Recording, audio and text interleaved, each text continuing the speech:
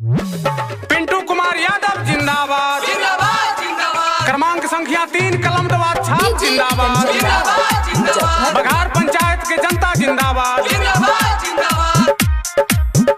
पिंटू भैया के जीता ही अपन मुखिया बनाई, मुखिया बनाई चाचा मुखिया बनाई। पिंटू भैया के जीता ही अपन मुखिया बनाई, मुखिया बनाई भैया मुखिया बनाई। सब लोग सपोर्ट दी नहीं के वोट करी, सब लोग सपोर्ट दी नहीं के वोट। कलमदाबाद बड़ा बड़ा मदवाई। पिंटू भैया के जीता ही अपन मुखिया बनाई, मुखिया बनाई चाची मुखिया बनाई। पिंटू भैया के जीता ही अपन मुखिया बनाई, मुखिया बनाई चाची मुखिया बनाई। जी हाँ, ईमानदारी मेरी आदत है, सच्चाई मेरा ताकत है। ईमानदारी मेरा आदत है, सच्चाई मेरा ताकत है। पंचायत की तरक्की मेरा सपना है, पंचायत की तरक्की मेरा सपना है।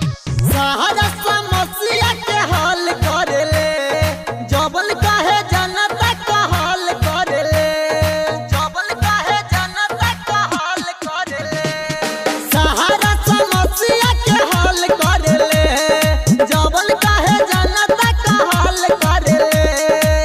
माली जी बात साथ संग ही में आई।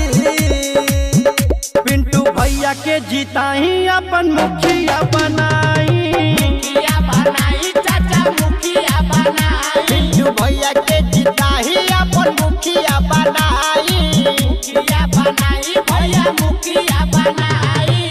जी हाँ, वादा नहीं विकास करेंगे, वादा नहीं विकास करेंगे।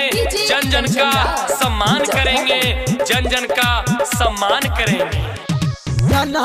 जनता के साथ रहेले, बाढ़ पानी बरसात रहेले, बाढ़ पानी बरसात रहेले।